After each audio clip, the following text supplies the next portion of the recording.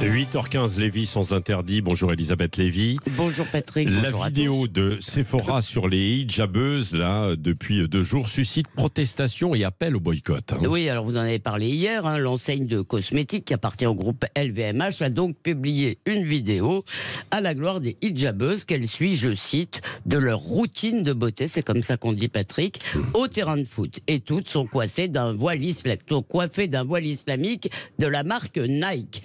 Alors les hijabeuses, vous le savez, réclament le droit de participer à des compétitions de football voilées.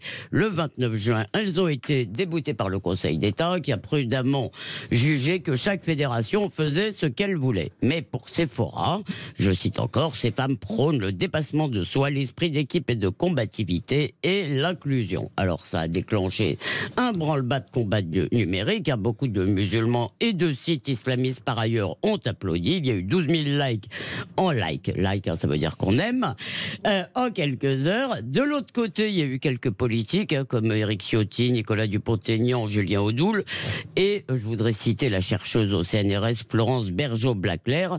Je cite donc: une firme multinationale reprend le discours frériste sans changer un mot. Sephora accrédite l'islamisme. Et beaucoup de citoyens ordinaires, de gens qui sont parfois d'ailleurs anonymes, jurent, eux, qu'on ne les y reprendra plus. Sephora, c'est fini. Le hashtag boycott Sephora a été repris des milliers de fois. Oui, Elisabeth Lévy, est-ce que le boycott est légitime? Alors, le boycott, ça relève de la liberté de chacun. Chacun choisit l'endroit où il achète ses fanfreluches. Et c'est la liberté de Sephora de trouver que les hijabeuses sont merveilleuses, même si c'est une insulte à la liberté des femmes, notamment les Iraniennes, les Afghanes, même si cela revient à critiquer une décision du Conseil d'État. On a bien le droit de le faire, je le fais ici très régulièrement. Alors, on peut s'indigner, bien sûr, dire que c'est abominable, mais il faut surtout comprendre pourquoi une entreprise dont l'objectif, la mission n'est pas de changer le monde, s'invite dans un débat aussi piégeux, passez-moi cette expression.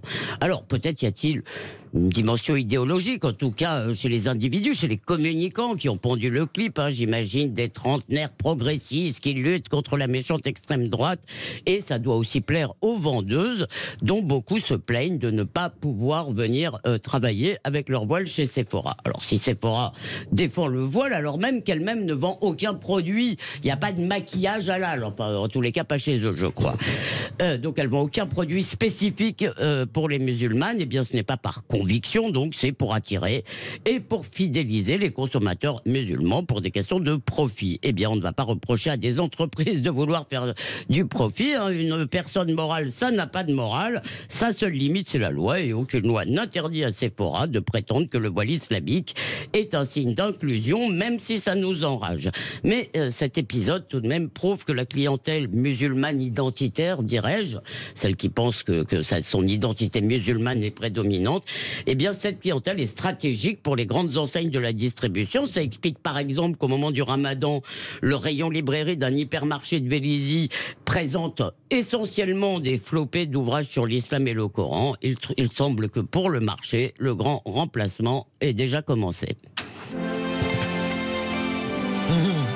Réaction donc à Elisabeth Lévy avec vous, Françoise. De quoi je donne quelques réactions sur les réseaux sociaux, puisqu'on pose la question: est-ce que ça vous choque? Globalement, les gens disent quand même que ça les choque à 75-80%. Mais il y a Jean de Douville qui dit il n'y a rien de choquant, cette publicité s'adresse aux femmes en hijab, les autres juste passez votre chemin. Et puis alors il y en a d'autres qui au contraire disent qui vont un peu dans le sens de ce que vous avez dit, Elisabeth Lévy. Françoise de quoi? J'enlèverai tout de suite le grand remplacement parce que vous savez très bien que j'aime beaucoup votre provocation, Elisabeth, mais je sais que vous le pensez vraiment.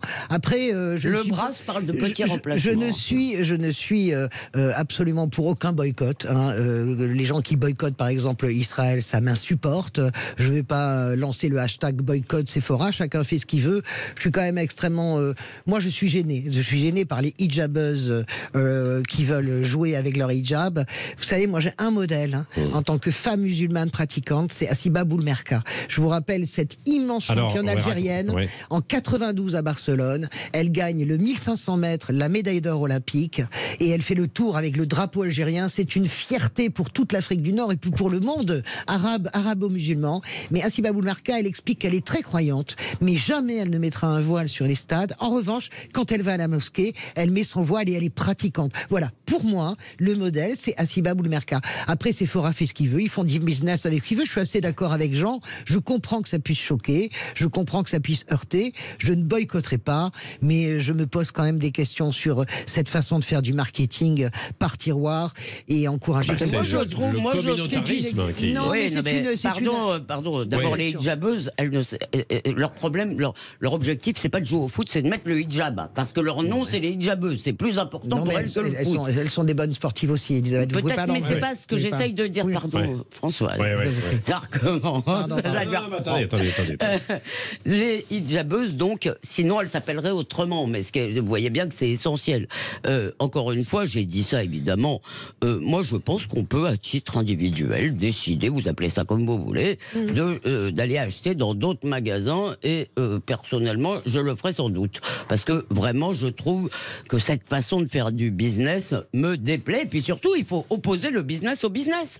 C'est-à-dire, le problème, c'est que pour Sephora, c'est plus intéressant, si vous voulez, en termes de business, et c'est pour ça que je le dis sérieusement, ça prouve bien qu'ils tablent sur un changement démographique. Pour eux, ils vont plus gagner avec ça que ce qu'ils vont perdre.